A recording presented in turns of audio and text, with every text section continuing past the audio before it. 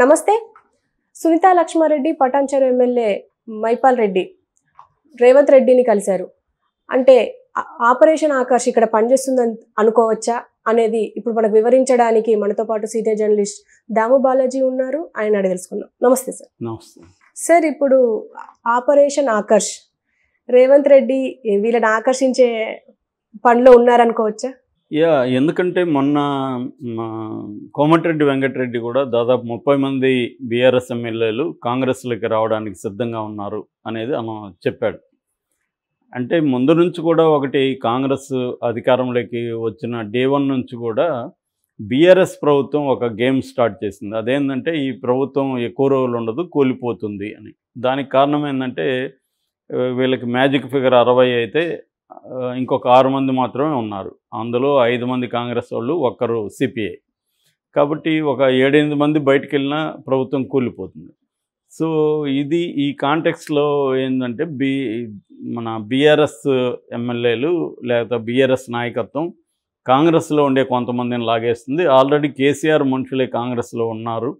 So వాళ్ళని ఎప్పుడైనా కేసీఆర్ లాగేస్తాడు. కాకపోతే ఇమీడియట్గా లాగాలంటే ఇబ్బంది కాబట్టి ప్రజల్లో వ్యతిరేకత వస్తుంది. లోక్సభ ఎన్నికలైనాక ఇది జరగబోతుంది అనేది బీఆర్ఎస్ వాళ్ళు ఎప్పటి నుంచో చెబుతున్నారు. దీనికి రివర్స్గా ముందు జాగ్రత్తగా మనమే బీఆర్ఎస్ నుంచి కొంతమంది ఎమ్మెల్యేలు తీసుకుంటే మన ప్రభుత్వం సస్టైనబుల్గా ఉంటుంది, లేదంటే ఎప్పుడైనా కూడా ఊగిసలాట ఉంటుంది అన్నది రేవంత్ రెడ్డి వర్గీయులకి లేదా కాంగ్రెస్ అధిష్టానానికి ఉండొచ్చు. వాళ్ళు కూడా ఇప్పుడు తొందరపడి ఎలక్షన్లకు ముందుగా చేస్తే మళ్ళీ అదే విమర్శలు ఎదుర్కొంటారు. ఎందుకంటే గతంలో కేసీఆర్ కాంగ్రెస్ తనకి అబ్సల్యూట్ మెజార్టీ 88 మెంబర్స్ ఉన్నారు లాస్ట్ టైం. ఉన్నప్పటికి కూడా ఆయన కాంగ్రెస్ ఎమ్మెల్యేలని, తెలుగుదేశం ఎమ్మెల్యేలని, చివరికి సిపిఐ సిపిఎం వాళ్ళని కూడా లాగడానికి ఆయన గట్టిగా ట్రై చేశాడు. చాలామందిని లాగగలిగాడు. సో ఆయన మీద ఆ విమర్శలు వచ్చాయి. అవసరం లేదు ఈయనకి, ఎందుకు చేస్తున్నాడు.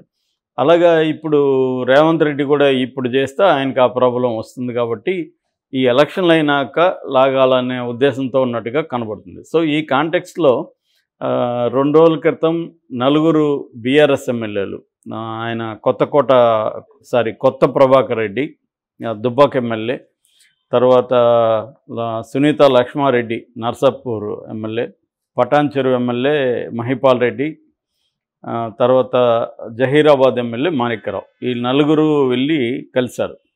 ఇక్కడ ఒక కన్ఫ్యూజన్ ఏంటంటే, మామూలుగా బీఆర్ఎస్ అనేది చాలా బలమైన లీడర్ సెంట్రిక్ పార్టీ. అంటే కేసీఆర్ సెంట్రిక్, కేసీఆర్ని ఎదిరించి ఇండిపెండెంట్గా ఏ ఎమ్మెల్యే కానీ బయట మాట్లాడే పరిస్థితి ఉండదు. చాలా ఎవరు ఏది కొంచెం పక్కకు పోయినా ఆయన చాలా సీరియస్గా తీసుకుంటాడు, వాళ్ళని వెంటాడి వేధిస్తాడని చెప్తారు.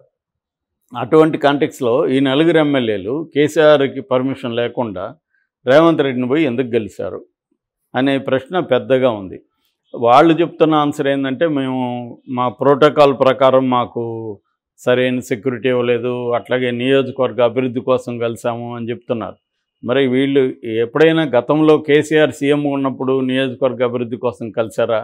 లేదు. మరి ఇప్పటికిప్పుడు ఎందుకు నియోజకవర్గం మీద అంత ప్రేమ పుట్టుకొచ్చింది అన్న విమర్శలు వీళ్ళ మీద వస్తున్నాయి. ఈవెన్ సునీతా లక్ష్మారెడ్డి మా అధ్యక్షుని బానే ఉన్నారు, మేము మాకు అలా మారే ఆలోచన లేదు చెప్తున్నారు. కానీ మనకి ఈ క్వశ్చన్స్కి ఆన్సర్ లేదు. వీళ్ళు ఎప్పుడైనా కేసీఆర్ని ధిక్కరించి ఇలా కలవగలరా అనేది ఒక ప్రశ్న. అంటే కేసీఆర్కి చెప్పకుండా కలవగలరా, కలిసే ధైర్యం వీళ్ళకి ఎక్కడి నుంచి వచ్చింది అనేది ఒకటి. రెండవది, వీళ్ళకి అంత నియోజకవర్గం మీద ప్రేమ ఉంటే గతంలో కేసీఆర్ సీఎంగా ఉన్నప్పుడు వీళ్ళెందుకు వెళ్ళి కలిసి ఎప్పుడూ అది జరగలేదు అనే విమర్శలు వస్తున్నాయి. సో ఈ కాంటెక్స్ట్లో 2 పరిణామాలు చోటు చేసుకునే అవకాశం ఉంది. ఒకటి, వీళ్ళ 4 కలవడం అనేది ఒక సింబాలిక్ జెస్చర్. అంటే రేవంత్ రెడ్డి కొంతమందిని ఆపరేషన్ ఆకర్ష్ అనే పేరుతో కొంతమందిని బీఆర్ఎస్ ఎమ్మెల్యేలని మెల్లగా తన వైపు లాక్కునే అవకాశాలు ఉన్నాయి. అంటే బీఆర్ఎస్ పని అయిపోయింది అన్న ఒక నెరేటివ్ని జనంలోకి తీసుకెళ్లడం ద్వారా లోక్సభ ఎన్నికల్లో బీఆర్ఎస్ ఎట్లాగూ పని అయిపోయింది కాబట్టి పోటీ కాంగ్రెస్కు బీజేపీకి మధ్యనే అన్న ఒక దీన్ని తీసుకెళ్తే జనాలు కూడా ఈ రెండింటి వైపే ఆలోచిస్తారు. ఎట్లాగూ కాంగ్రెస్ గవర్నమెంట్ ఇక్కడ ఉంది కాబట్టి కాంగ్రెస్కే చేద్దామని అనుకునే అవకాశం ఉంది. ఎందుకంటే మొన్న వచ్చిన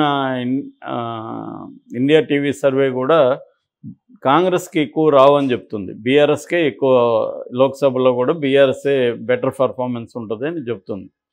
సో ఈ కాంటెక్స్ట్లో ఒక రకమైన మైండ్ గేమ్ అని మనం చెప్పుకోవచ్చు. సో కాంగ్రెస్ ఒక మైండ్ గేమ్ స్టార్ట్ చేసింది, బీఆర్ఎస్ ఎమ్మెల్యేలే వచ్చేస్తున్నారు, బీఆర్ఎస్ పార్టీ పని అయిపోయింది అన్న ఒక మైండ్ గేమ్ని స్టార్ట్ చేసింది. దానికి విరుగుడుగా బీఆర్ఎస్ ఏం చేస్తుంది, ఇంకొక వాదన ఏంటంటే అసలు కేసీఆరే వీళ్ళ నలుగురిని పంపించాడు. అంటే కేసీఆర్ కొంతమందిని కాంగ్రెస్లోకి పంపించి కాంగ్రెస్లో జాయిన్ చేయించి కాంగ్రెస్లో విషయాలు ఏం జరుగుతున్నాయన్నీ కూడా తెలుసుకొని కాంగ్రెస్ని విచ్ఛిన్నం చేయడానికి వీళ్ళని ఉపయోగించుకుంటాడు. సో కాంగ్రెస్ పార్టీని చీల్చడానికి వీళ్ళని ఉపయోగించుకుంటాడు. అది కేసీఆర్ స్ట్రాటజీ. లేకపోతే ఈ నలుగురు కేసీఆర్కి తెలియకుండా వచ్చే దమ్ము ధైర్యం వీళ్ళకి లేదు. ఇదంతా కేసీఆర్ చేయిస్తున్నాడు, అందుకని హుషారుగా ఉండాలి కాంగ్రెస్ అన్న ఒక నెరేటివ్ కూడా వస్తుంది. ఎందుకంటే కేసీఆర్ మౌనంగా ఉన్నాడంటే చాలామందికి డౌట్ వస్తుంది. కేసీఆర్ మౌనం అదేదో సామెత ఉంటుంది, నా మౌనం మౌనం కాదు గోడకు వేలాడే తుపాకని, అంటే ఎప్పుడైనా పేలొచ్చని. అలాగే కేసీఆర్ మౌనం కూడా మౌనం కాకపోవచ్చు, అది రాబోయే తుఫానికి సంకేతం కావచ్చు. కాబట్టి అందువల్ల ఏది ఒక చిన్న ఇది జరిగినా కూడా రకరకాల ఇంటర్ప్రిటేషన్స్ వస్తున్నాయి. ఆ రకంగా కేసీఆర్ పంపించి వెళ్ళి కొంతమందిని జాయిన్ చేయించి కాంగ్రెస్ని డిస్టర్బ్ చేయడానికి ఫ్రమ్ ద ఇన్సైడ్, బయట నుంచి చేయడం ఎప్పుడైనా కష్టమే, ఇన్సైడ్ నుంచి చేయడం ఈజీ అనమాట. అదే వేర్లని తొలవడం అంటారు కదా, అలాగా వేర్లను తొలిస్తే చెట్టు కూలిపోతుంది.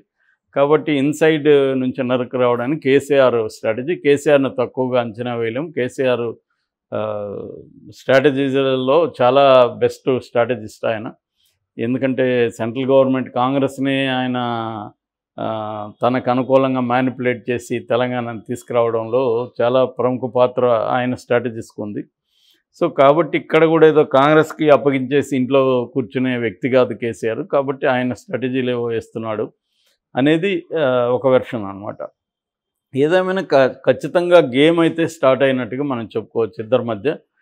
ఈ గేమ్లో బీజేపీ ఏం చేస్తుందంటే ఇప్పుడు బీఆర్ఎస్ కాంగ్రెస్ ఒకటైన నెరేటివ్ని బీజేపీ తీసుకొస్తుంది.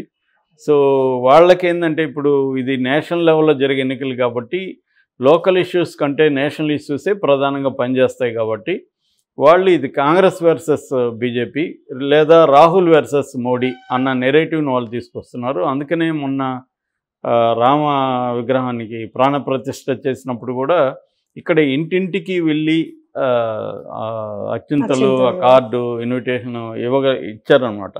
అంటే వాళ్ళు దాని మీద ప్రధానంగా అంటే దేశభక్తిని మతాన్ని మిక్స్ చేసి ఒక రిలీజియస్ నేషనలిజం అన్ని తీసుకొచ్చారు. హిందూ నేషనలిజం అంటారు దాన్ని.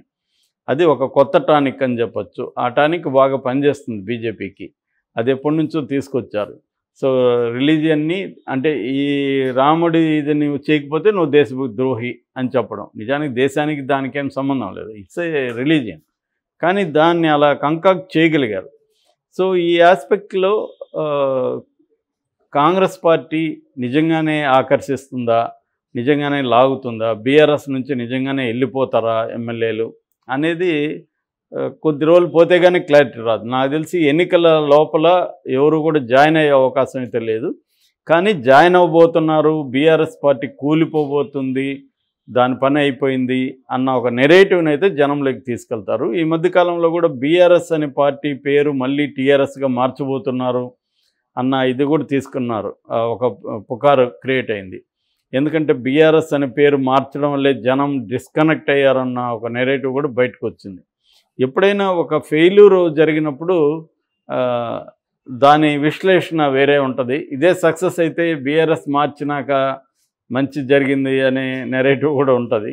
ఏదేమైనా వాళ్ళు ఇప్పుడు సమీక్షించుకునే దశలో ఉన్నారు. At the same time Congress మీద పోరాటం కూడా వాళ్ళు స్టార్ట్ చేసే దశలో ఉన్నారు. ఎందుకంటే 100 రోజులు చూడాలి ఈ ప్రభుత్వ విషయంలో అనేది వాళ్ళు అనుకున్నారు. 100 రోజుల తర్వాత స్టార్ట్ అయ్యే అవకాశం ఉంది విమర్శలు అగ్రెసివ్గా.